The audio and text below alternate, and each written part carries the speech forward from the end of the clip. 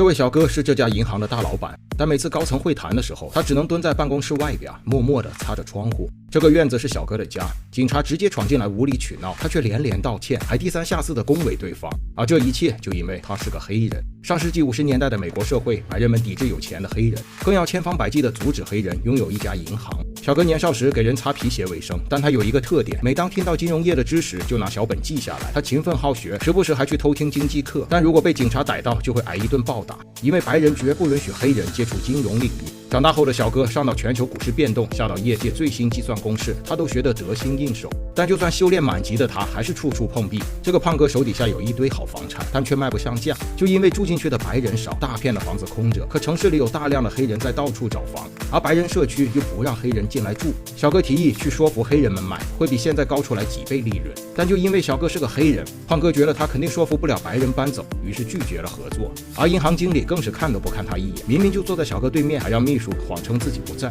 甚至黑人自己都看不起自己。他的父亲劝解他，他的叔叔嘲笑他，就连当年追赶他的警察都是黑人。他是默默认命，犹如待宰羔羊，还是不守规矩突破屏障？小哥选择了后者，因为他不守规矩，所以年少的他习得一身知识；因为他不守规矩，所以他娶到了心仪的女生；因为他不守规矩，胖哥给他带来了转机。胖哥说：“你竟然敢打着我的名号去跟银行经理谈生意，说明你对事业有绝对的自信。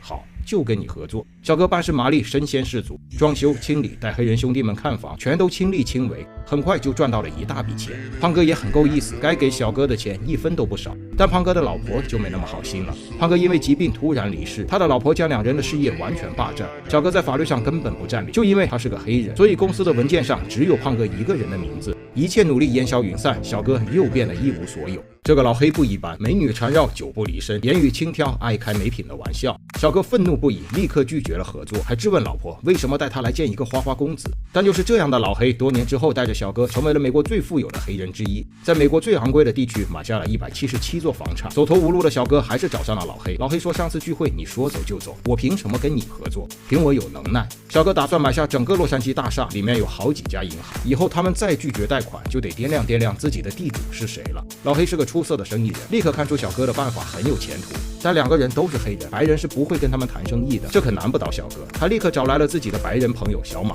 小哥跟老黑要对他进行一系列的富豪养成专项训练，剥龙虾要优雅到宛如弹钢琴，品酒要品到能直接估出价格，打高尔夫要打到一杆进洞，计算金融数据要精确到小数点后2位。经过一段时间的高强度培训，小马从原本憨厚老实的装修工人摇身一变，成为了一个年轻有为、警卫一流的人上人。他们成功跟楼主搭上线，本来楼主卖价240万美金，但这栋大楼的各种漏洞早就被小哥调查得清清楚楚，最后价格被成功压到了156万美金。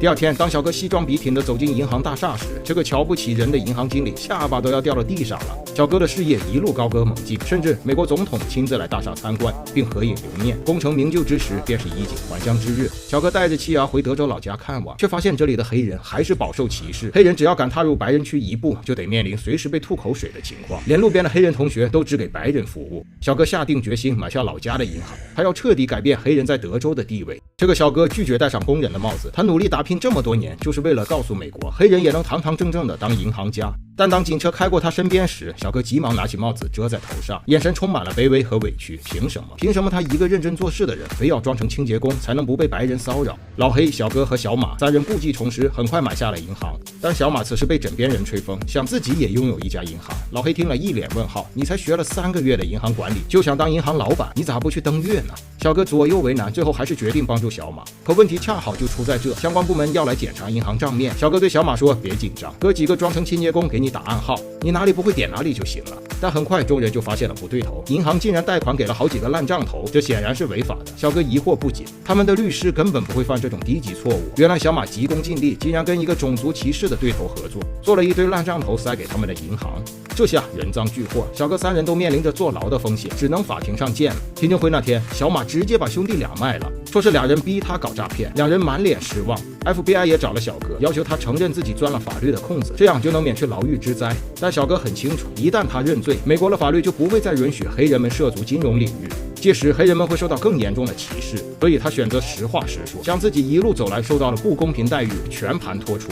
老黑从来不相信白人，甚至也不相信黑人，但这一刻他却满含热泪，他为小哥而感到骄傲。但结果显而易见，小哥被判入狱3年，他的177座房产被全部没收，财产被清得一干二净。但小哥出狱后没过2年，又跟老黑东山再起，是他们天赋异禀吗？不，原来听证会的前1夜，小马跟小哥秘密通话，小哥让小马假装做伪证，然后背地拿着2人的资产，买下巴哈马的2座房产，这才有了王者归来的基业。这2个黑人的故事是由真实事件改编，小哥叫伯纳德，老黑叫乔尔。伯纳德在电影中的形象近乎完美，聪明勇敢，讲义气，谈诚信。现实中的他们确实为提高黑人地位做出了不小的贡献，这就是传说中的先富带动后富吧。